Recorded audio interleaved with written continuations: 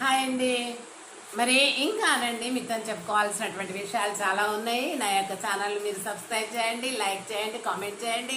Please please please నా యొక్క programme సమాజము నాడు నేడు మరి దాంట్లో జీపీఎల్ జీసీ అనేటటువంటి ఛానల్ను మీరు ఆదరించి చేరదీయండి.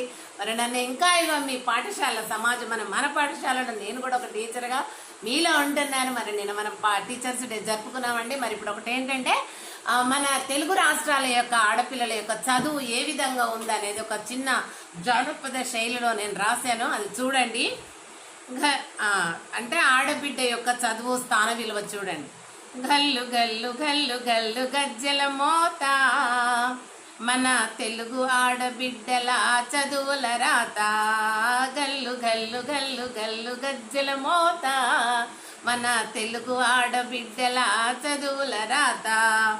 అప్ప చదువని ఎడాయే వాగుల పోను, వాడు రాత రాయని ఎడాయే గంగల పోను. గల్లు గల్లు గల్లు గల్లు గజ్జల మోత, మన తెలుగు రాష్ట్ర ఆడబిడ్డల చదువుల మోత. చిల్కు చీర కట్టుకొని సినిమాకెళితే, నాకు సినిమా పేరు తెలియక సిగ్గుపడి తిని. గల్లు గల్లు గల్లు గల్లు గజ్జల మోత, మన తెలుగు ఆడబిడ్డల చదువుల రాత. రేషన్ కార్డు పట్టుకొని చక్కెరకెళితే, వాడు చక్కనైన మొలికి పెన్ను చేతికిచ్చే. పెన్ను వద్దు గిన్ను వద్దు చదువే రాదు, నాకు పేరు కూడా రాయరాదు ఏమీ చేతు. గల్లు గల్లు గల్లు గల్లు గజ్జల మోత, మన తెలుగు ఆడబిడ్డల చదువుల రాత.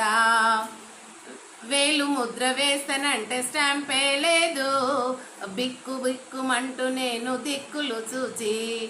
ఏమి చేతు చేయలేక ఇంటికి పోతి, చదువు రాని బ్రతుకంతా ఇంతేనంటి.